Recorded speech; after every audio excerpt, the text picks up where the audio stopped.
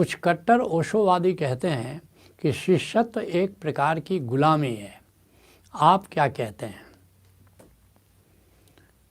आओ पहले जानते हैं गुलाम कौन है।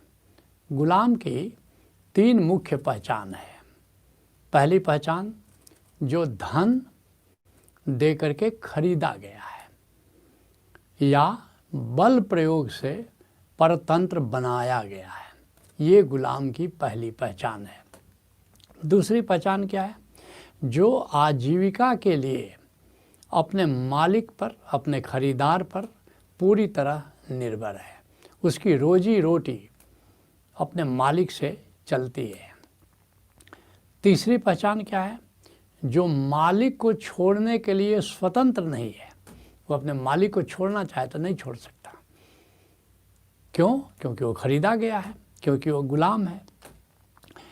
तो अब शिष्य की यात्रा छात्र से शुरू होती है।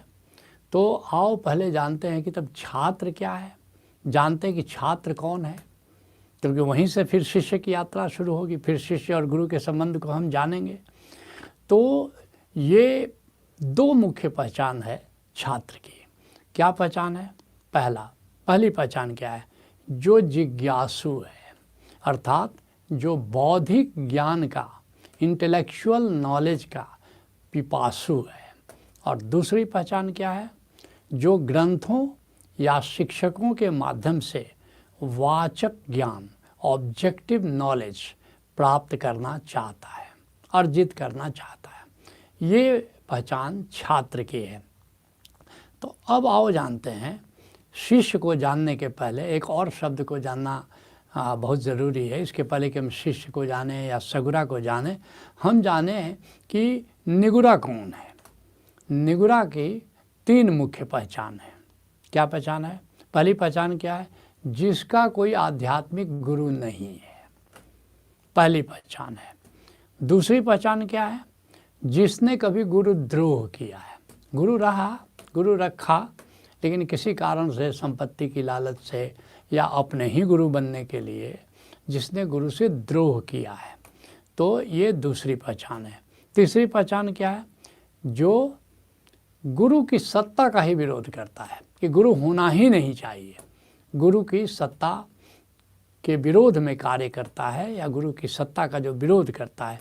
तो ये 3 मुख्य पहचान निगुरा की है। अब आओ मुख्य विषय पर आते हैं कि तब शिष्य या सगुरा कौन है? शिष्य किसको कहेंगे या सगुरा? शिष्य और सगुरा एक ही बात है, जिसका गुरु है। किसको कहेंगे? शिष्य की या सगुरा की 4 मुख्य पहचान है। क्या क्या पहचान है? पहली पहचान, जो सीखने को राजी है, सीखने को जो राजी है, ये पहली पहचान है। दूसरी पहचान क्या है? जो अपनी मर्जी से जुड़ा है गुरु से। गुरु तुमको मजबूरी में नहीं शिष्य बनाता है कोई। जो जैसे तुम किसी को प्रेम करते हो, तो क्या प्रेम करने के लिए कोई मजबूर कर सकता है तुमको? तो दूसरी पहचान है कि ये तुम्हारा अपना डिसीजन है, ये तुम्हारा अपना चुनाव है और कभी भी छोड़ने के लिए स्वतंत्र है, क्योंकि तुम्हारा चुनाव है, तुम्हारा प्रेम है। जब चाहो तुम उसको छोड़ दो। तीसरी पहचान शिष्य की क्या है? जो गुरु के प्रति श्रद्धा और अहोभाव में जीता है, एक ग्रैटिट्यूड में जीता है, एक रेवरेंस में जीता है, एक ट्रस्ट में जीता है, एक भरोसे के साथ गुरु के साथ रहता है। और चौथी पहचान क्या है? जो मुमुक्षु है, अर्थात जो मोक्ष का अभिलाषी है, जो मुक्ति का अभिलाषी है, जो परम स्वतंत्रता का अभिलाषी है, जिसको अष्टावक्र जिसके लिए कहते हैं तात स्वतंत्रता आखिरी योग है, या आखिरी योग है। जो परम स्वतंत्र होना चाहता है, जो आनंदित होना चाहता है, ये मोक्ष का अर्थ है मुक्ति, परम स्वतंत्रता, आनंद का जो अभिलाषी है, वह ये पहचान है शिष्य की, जिसके लिए जैसे जनक है, जनक अष्टावक्र का शिष्य होना चाहते हैं। वो गए हैं, किस अभिलाषा से गए हैं? कथम ज्ञानम, हे प्रभु ज्ञान कैसे हो, कथम मुक्तिम, मोक्ष कैसे प्राप्त हो, वैराग्यम किम भविष्यति, वैराग्य कैसे हमको हो संसार से, ज्ञान का मुक्ति का मुझको उपदेश दें, कैसे वैराग्य हो हे प्रभु यह कहें। मुक्ति की अभिलाषा से, मुमुक्षा की अभिलाषा लेकर के वे अपने गुरु अष्टावक्र के पास गए हैं और फिर अष्टावक्र उनको शिष्य बनाते हैं, अष्टावक्र उनको ज्ञान देते हैं। तो अब आओ जानते हैं कि फिर गुरु कौन है। गुरु की दो मुख्य पहचान है। क्या क्या पहचान है?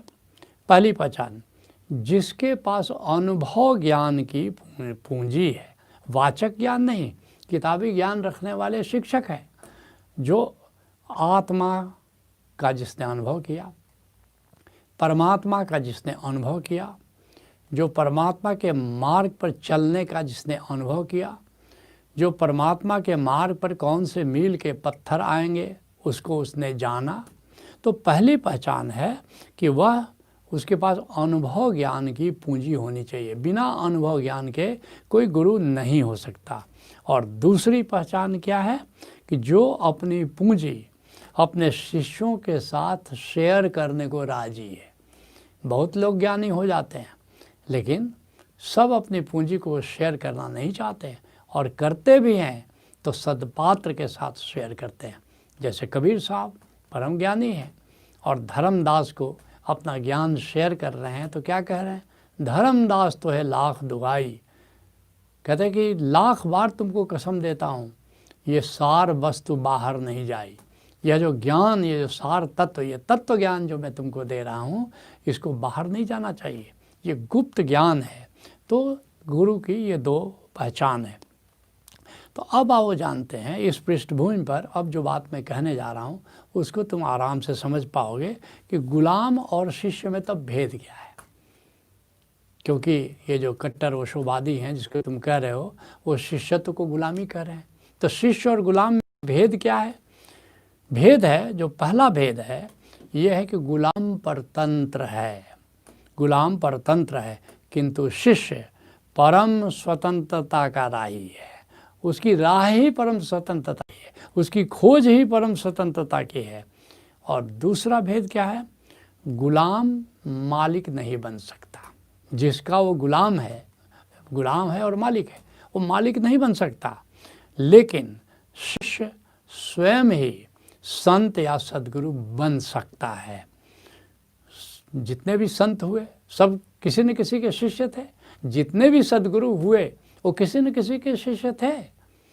तो जो शिष्य है वह स्वतंत्र है, तो इसलिए, लेकिन गुलाम नहीं स्वतंत्र है। लेकिन जो शिष्य है वो संत बनने के लिए स्वतंत्र है, वो सद्गुरु बनने के लिए स्वतंत्र है। इसलिए कबीर साहब ने लिखा है कि पारस में और संत में बड़ो अंतर हो जान, एक लोहा कंचन करे एक करे आप समान। कहते पारस पत्थर, कहा जाता है कि पारस पत्थर के स्पर्श से लोहा सोना बन जाता है। लेकिन संत क्या करता है? कहते हैं कि पारस में और लौह में, पारस में और संत में बड़ो अंतर हो जान, एक लोहा कंचन करे। पारस क्या करता है? लोहा को सोना बना देता है, लेकिन वह करे आप समान। और संत जो है वो अपना ही जैसा बना लेता है। सद्गुरु जो है अपने शिष्यों को अपने ही जैसा बना सकता है। तो अब समझो फिर ये लोग क्यों कह रहे हैं कि शिष्यत्व गुलामी है, क्यों कह रहे हैं? तो ये जो शिष्य को गुलाम कहने वालों की मानसिकता क्या है? ये 9 प्रकार के लोग हैं जो कि शिष्य को गुलाम कह रहे हैं या शिष्यों की निंदा कर रहे हैं या गुरु की निंदा कर रहे हैं। तो ये 9 प्रकार के लोग कौन कौन है ये मैं तुमको बताना चाहूँगा। पहला वर्ग क्या है? निगुरा। जो निगुरा है वह इस प्रकार का वक्तव्य देता है जिसका कोई गुरु नहीं है। हमने पहले भी बताया कि निगुरा कौन है। दूसरा कौन है? गुरुद्रोही, जिसने गुरुद्रोह किया है, अपने को जस्टिफाई करने के लिए अब शिष्यों की निंदा करता है, फिर वो गुरु की निंदा करता है। नहीं तो अपने को जस्टिफाई कैसे करेगा? आदमी कितनी भी गलती करे अपनी गलती मानने को तैयार नहीं है।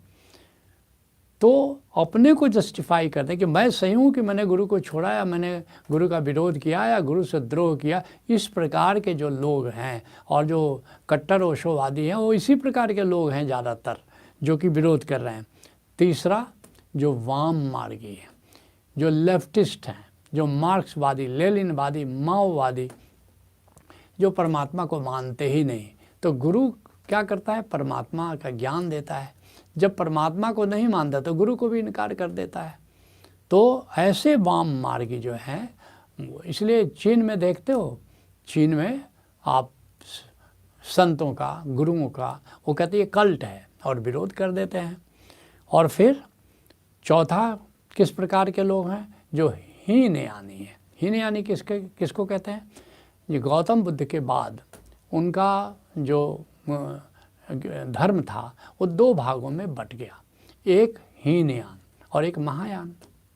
हीनयानियों ने कहा कि गौतम बुद्ध अंतिम बुद्ध हो गए, अब किसी बुद्ध की ज़रूरत नहीं है, अब किसी गुरु की ज़रूरत नहीं, हमारी छोटी नाव काफ़ी है भवसागर पार करने के लिए। वो हीनयानी कहलाए।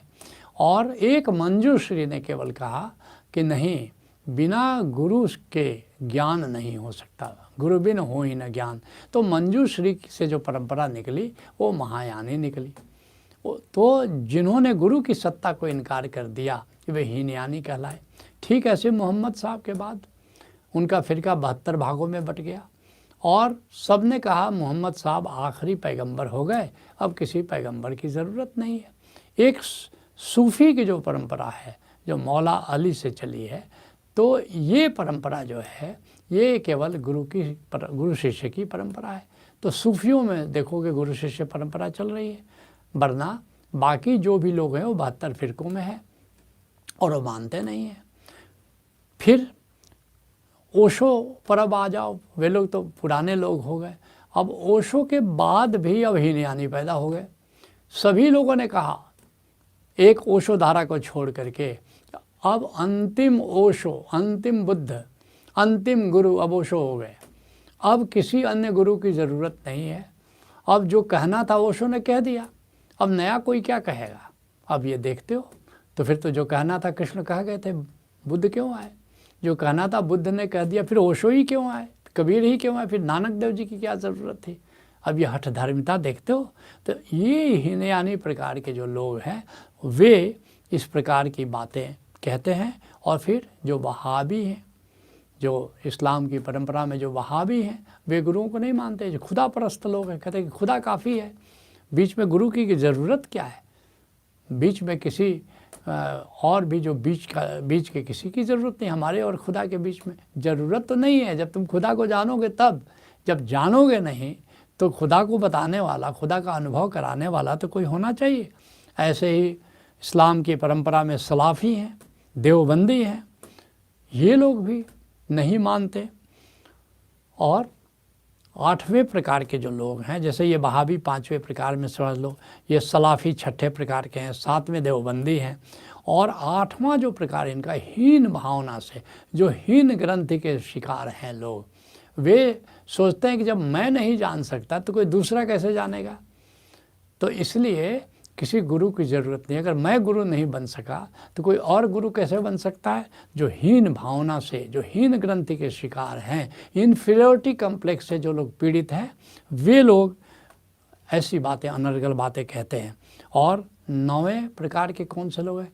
जो साधना में असफल हो गया, जो गुरु बनने में असफल हो गया, जो संत बनने में असफल हो गया, तो फिर वो इस प्रकार की बातें कहता है कि शिष्यत्व गुलामी का प्रतीक है। जैसे कहावत है कि असफल लेखक आलोचक बन जाता है, अपने तो लेखक हुआ नहीं तो लेखकों की आलोचना करने लगता है। तो ऐसे बहुत तेरे लोग हैं जो गुरु बनने की बड़ी साध थी, बड़ी इच्छा थी, लेकिन गुरु बन नहीं सके किसी कारण से। तो फिर वे कहते हैं कि अब ये गुरु ही बेकार हैं और शिष्य भी बेकार हैं, और ये इस प्रकार वो कहते हैं दुर्भाग्य से। ओशो ने इतना कहा जी कि मेरे बाद मुझे तुम भूल जाना, जीवित गुरु का हाथ पकड़ लेना। और इस प्रकार की बातें जब ये कहते हैं कि शिष्यत्व गुलामी का प्रतीक है, तो ये ओशो को प्रकारांतर से नकार रहे हैं। ये ओशोवादी हो गए। और जैसे मोहम्मद की परंपरा में जो लोग आए, वे सब अपने को कहते हैं कि हम तो नबी को प्यार करते हैं, लेकिन नबी को इनकार करते हैं। नबी कह रहे हैं कि ये जो किसी ऐसे व्यक्ति को पकड़ो, कहते ला इलाहा इल्लल्लाह कहते कि ये जो परमात्मा है, ला इलाहा इल्लल्लाह, वो प्राणी परमात्मा से भिन्न नहीं है, मुहम्मदुर रसूल अल्लाह। लेकिन जो मोहम्मद है, जिसने सत्य को जाना है, वही उसका दर्पण होता है। उसके दर्पण में खोजो, तुम्हें परमात्मा का बिंब नज़र आएगा। वो स्वयं गुरु सत्ता को कहते हैं कि बिना गुरु सत्ता के ज्ञान नहीं मिल सकता, लेकिन उनके मानने वाले अब गुरु सत्ता को इनकार कर रहे हैं। ठीक ऐसे ही ओशो बार बार कह रहे हैं कि जीवित गुरु को अपनाओ, उसके बिना ज्ञान नहीं हो सकता। लेकिन उन्हीं का नाम ले करके और तर्क वितर्क दे करके और आउट ऑफ कंटेक्स्ट उनकी बातों को तोड़ मरोड़ करके पेश करते हैं और इस प्रकार की अनर्गल बातें कहते हैं कि शिष्यत्व तो एक प्रकार की गुलामी है। उन पर हंसोगे या रोएगे, या वो दया के पात्र हैं, वो दया के पात्र हैं। चलो, हम तो गुरु शिष्य परंपरा के पोषक हैं। हम तो गुरु शिष्य परंपरा के माध्यम से ये जो अध्यात्म की परंपरा है, ये सत्य धर्म की जो परंपरा है, उसको स्थापित करने में भरोसा रखते हैं। सत्संग को यहीं विराम देते हैं। हरि ओम तत्सत। नमस्ते।